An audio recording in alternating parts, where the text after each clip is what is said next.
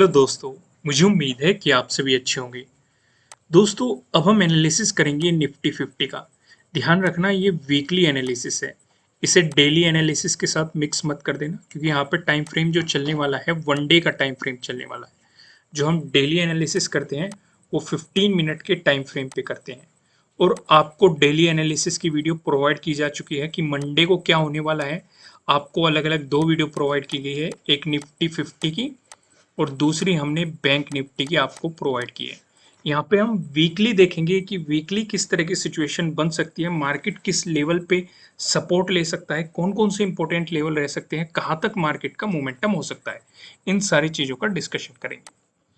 यहाँ पे आप देखेंगे वन डे का टाइम फ्रेम लगा हुआ है, यानी कि हर एक कैंडल एक दिन को रिप्रेजेंट कर रही है कि पूरे दिन क्या होने वाला है। और यहाँ पे जो सबसे ज़्यादा इंपॉर्टेंट लेवल है, जो ध्यान देने वाला लेवल है, वो है ये वाला, जो कि है 16,400। अगर आप मेरी पहले से वीडियो देख रहे हैं तो आप इस लेवल को समझ गए होंगे कि कितना ज़्यादा इंपॉर्टेंट है। क्योंकि पहले हमें यहाँ पे एक मजबूत रेजिस्टेंस देखने को मिल रहा था, और तब मैं बार बार इसका डिस्कशन आपके साथ कर रहा था कि मार्केट यहाँ पे जाता है और बार बार गिरावट दिखा देता है, बार बार गिरावट दिखा देता है। और इसका मार्केट ने एक अच्छा खासा गैप अप ओपन के साथ ब्रेकआउट दिया। लेकिन हमारा रूल क्या कहता है, अगर कोई रेजिस्टेंस जोन है उसका ब्रेकआउट मिलता है तो वो सपोर्ट जोन में बदल जाता है। फिर से ब्रेकडाउन मिलेगा, फिर से वो रेजिस्टेंस जोन में बदल जाएगा, और फिर से ब्रेकआउट मिलेगा तो वो फिर से सपोर्ट जोन में बदल जाएगा। जितना मजबूत वो रेजिस्टेंस बना रहेगा, उतना ही मजबूत वो सपोर्ट की तरह भी काम करने की उसकी पॉसिबिलिटीज बढ़ जाती है। और ये साफ साफ आप यहाँ पे देख सकते हैं। अगर मई की बात करें तो मई में एक मजबूत रेजिस्टेंस बना रहा, और वहीं पे आप जून की बात करेंगे तो जून में ये सपोर्ट लेता हुआ दिखाई दे रहा है, यानी कि इसका ब्रेकआउट मिला। यहाँ पे आप देखेंगे, इस वाली थ्योरी को अगर आप देखेंगे, रेजिस्टेंस था, रेजिस्टेंस का ब्रेकआउट मिला, अब सपोर्ट बन गया। तो यहाँ पे रेजिस्टेंस था, ब्रेकआउट मिला और सपोर्ट बन गया। अब ये लेवल सिर्फ यहाँ पे ही इंपॉर्टेंट नहीं है। आप देखेंगे हमें पहले भी मार्केट यहाँ पे सपोर्ट लेता हुआ दिखाई दे चुका, इसका ब्रेकडाउन भी मिला तो यहाँ पे रेजिस्टेंस की तरह भी एक्ट करता हुआ दिखाई दे चुका, फिर से ब्रेकआउट मिला, फिर से सपोर्ट लेता हुआ मार्केट यहाँ पे दिख चुका है। वहीं दिसंबर की बात करेंगे, दिसंबर में जो बड़ी गिरावट आई थी, मार्केट ने इसी जोन में सपोर्ट लेके आपको एक पॉजिटिव मोमेंटम दिखाया था। इवन अपने हाई तक के आसपास भी मार्केट ने पहुंचने की कोशिश की थी, इसी लेवल पे सपोर्ट लेते हुए वन साइडेड मोमेंटम आप यहाँ पे देख सकते हैं। वहीं अगर पीछे जाएंगे, अगस्त में देखेंगे आप, अगस्त में पहले तो मार्केट ने सेम ही लेवल पे रेजिस्टेंस दिखाया, साइडवेज मोमेंटम भी दिखाया, फिर इसका ब्रेकआउट दिया और फिर से यहाँ पे सपोर्ट देके मार्केट ने अपना हाई बनाया था। इसी लेवल पे मार्केट यहाँ पे आप देखेंगे सपोर्ट लेता हुआ मार्केट यहाँ पे ऊपर की तरफ गया था। तो यानी कि अब इस लेवल से हमें पता कैसे लगता है, जैसे कि आपको मार्केट में गिरावट देखने को मिल रही है, क्योंकि हर एक कैंडल एक दिन को रिप्रेजेंट कर रही है। जैसे कि आपने देखा, आपको यहाँ पे अच्छी खासी फ्राइडे को गिरावट देखने को मिली। तो इससे हमें सीखने को क्या मिलेगा, अगर मार्केट में सपोर्ट बना तो 16,400 हमारे लिए पहला सपोर्ट लेवल रहेगा। जब भी मार्केट इसके आसपास आएगा, हमें सतर्क होना है, मार्केट को देखते रहना है, क्योंकि कभी भी रिवर्सल आ सकता है। क्योंकि मार्केट पहले भी यहाँ पे सपोर्ट लेके आपको एक पॉजिटिव मोमेंटम दे चुका, अगर आप इस सिनेरियो को और इस सिनेरियो को ऑब्जर्व करेंगे। दूसरी बात, अब जरूरी ये तो नहीं है कि मार्केट जो पहले फॉलो करा है वही फॉलो करे, क्योंकि हम सेकंड भी तरीका लेके चलते हैं। देने को इसका ब्रेकडाउन भी दे सकते हैं। अगर ब्रेकडाउन दे दिया मार्केट ने, तो फिर आपको जो मई में सिचुएशन हुई है, ऐसे सिचुएशन होने की पॉसिबिलिटी रहेगी। ये फिर एक मजबूत रेजिस्टेंस बन जाएगा। अभी तो ये हमारे लिए एक मजबूत सपोर्ट की तरह काम करेगा। अगर इसका ब्रेकडाउन हो गया तो फिर ये एक मजबूत रेजिस्टेंस हमारे लिए बन जाएगा। इस सिचुएशन को आप अच्छे तरीके से समझ गए।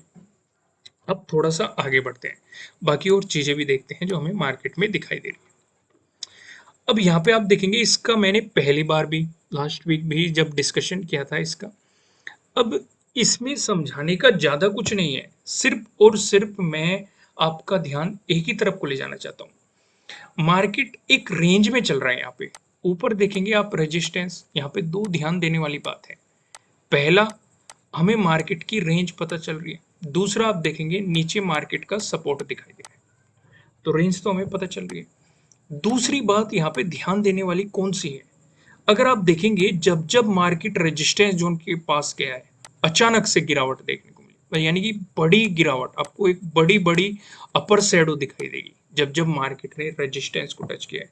सिर्फ इतना ही नहीं, अगर आप नोटिस करेंगे नीचे भी जब जब मार्केट ने सपोर्ट को टच किया है, आपको नीचे भी लोअर शैडो बड़ी दिखाई देगी। यानी कि आप ये कह सकते हैं हमें गिरावट भी और एक पॉजिटिव मोमेंटम भी देखने को मिल रहा है। तो यानी कि मार्केट इसकी रेस्पेक्ट करता हुआ चल रहा है। इससे हमें सिर्फ और सिर्फ इतना आइडिया लगता है कि अगर मार्केट गया तो यहाँ पे जैसे ही वो इस रेजिस्टेंस जोन को टच करेगा तो पॉसिबिलिटी है कि हम अगर लॉन्ग टर्म में पोजीशन बनाना चाहिए, क्योंकि यहाँ पे टाइम फ्रेम आप देखेंगे 1 मंथ का हमने टाइम फ्रेम सिलेक्ट कर रखा है, यहाँ पे 1 डे का टाइम फ्रेम नहीं है।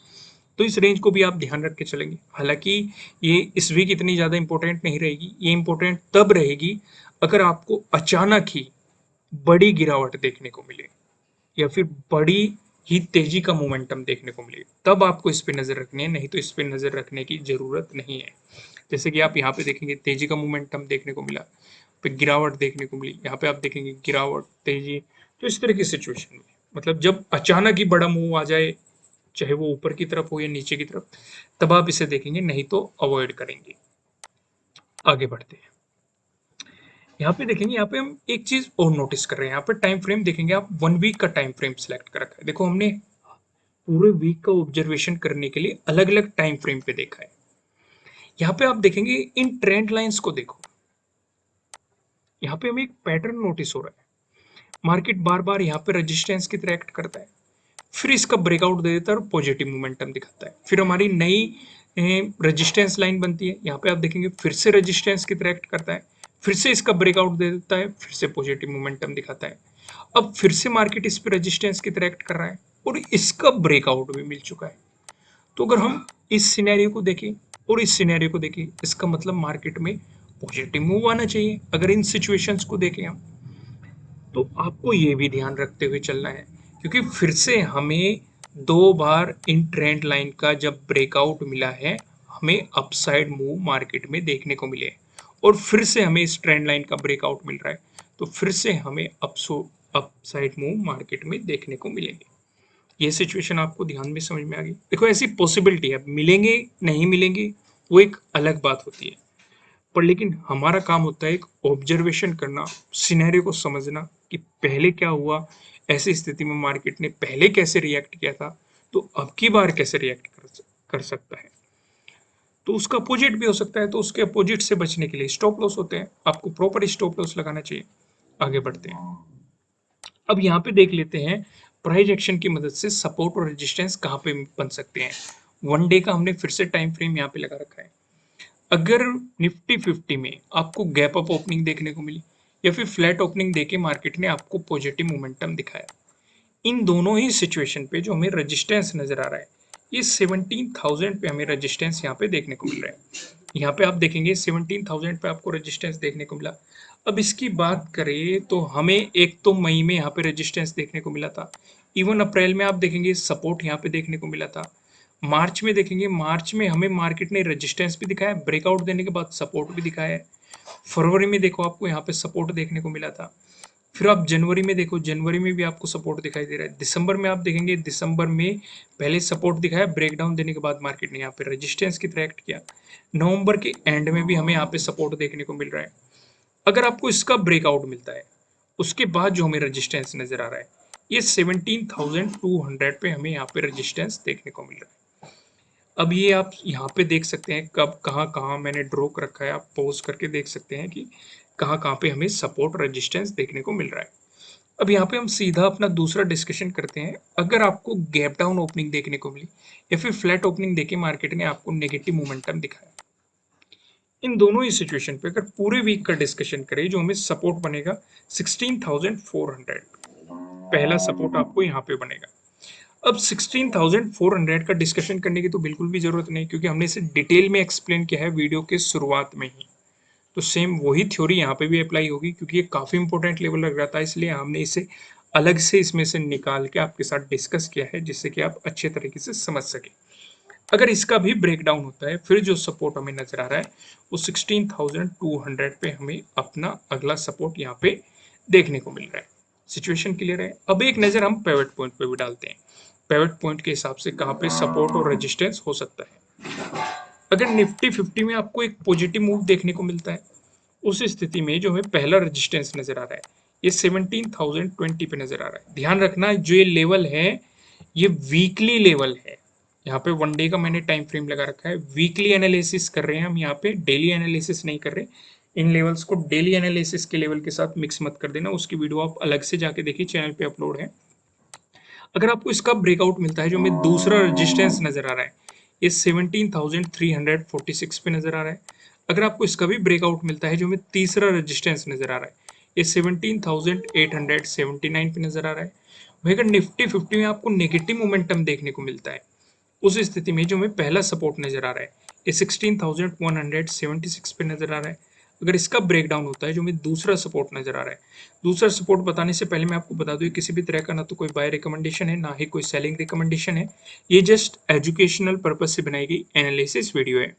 इन्वेस्ट करने से पहले आपको अपनी रिसर्च करनी है, अपने इन्वेस्टर की सलाह लेनी है, क्योंकि प्रॉफिट भी आपका होने वाला है, लॉस की जिम्मेदारी भी आपको अपने आप लेनी है। जो यहाँ पे हमें सेकंड सपोर्ट नजर आ रहा है ये 15,947 पे नजर आ रहा है। अगर मार्केट ने इसका ब्रेकडाउन दिया, जो हमें तीसरा सपोर्ट दिखाई दे रहा है ये 15,621 पे आपको तीसरा सपोर्ट यहाँ पे दिखाई दे रहा है। दोस्तों अगर आप अपनी नॉलेज को इंक्रीज करना चाहते हैं तो मैं आपसे कहूँगा आप वेबसाइट पे विजिट कीजिए। वेबसाइट पे हमने नई सीरीज शुरू की है चार्ट पैटर्न से रिलेटेड। यहाँ पे आपको 2 एपिसोड प्रोवाइड करा दिए गए हैं, inverted head and shoulder chart pattern और head and shoulder chart pattern. तो आपको वेबसाइट पे जाके इन्हें देखिए और फ्री में अपनी नॉलेज को इंक्रीज कीजिए। वेबसाइट का लिंक आपको नीचे डिस्क्रिप्शन में मिल जाएगा, आपकी स्क्रीन पे भी शो रहा है, आप इसे गूगल में भी सर्च कर सकते हैं। फिलहाल इस वीडियो को लाइक कीजिए, कमेंट कीजिए, चैनल को सब्सक्राइब कीजिए, बेल आइकन भी प्रेस कीजिएगा। ठीक है दोस्तों, फिर मिलेंगे किसी नेक्स्ट वीडियो में किसी अच्छे कंटेंट के साथ। Thank you.